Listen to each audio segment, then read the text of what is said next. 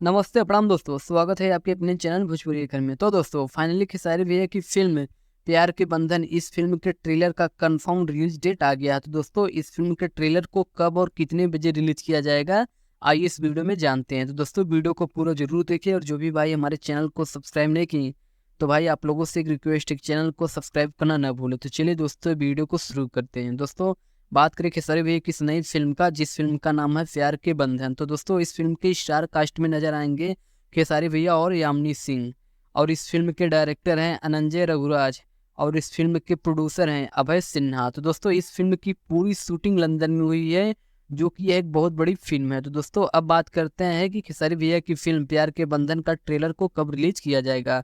तो दोस्तों इस फिल्म के ट्रेलर को 15 जनवरी को सुबह 7 बजे कैप्टन वॉच हिट्स चैनल पर रिलीज किया जाएगा। जी हाँ दोस्तों, इस फिल्म के ट्रेलर को 15 जनवरी को सुबह 7 बजे कैप्टन वॉच हिट्स चैनल पे रिलीज किया जाएगा। तो दोस्तों 15 जनवरी को आप लोग तैयार रहिए। तो दोस्तों इस वीडियो में बस इतना ही, फिर मिलते हैं एक नई वीडियो में, तब तक के लिए धन्यवाद दोस्तों।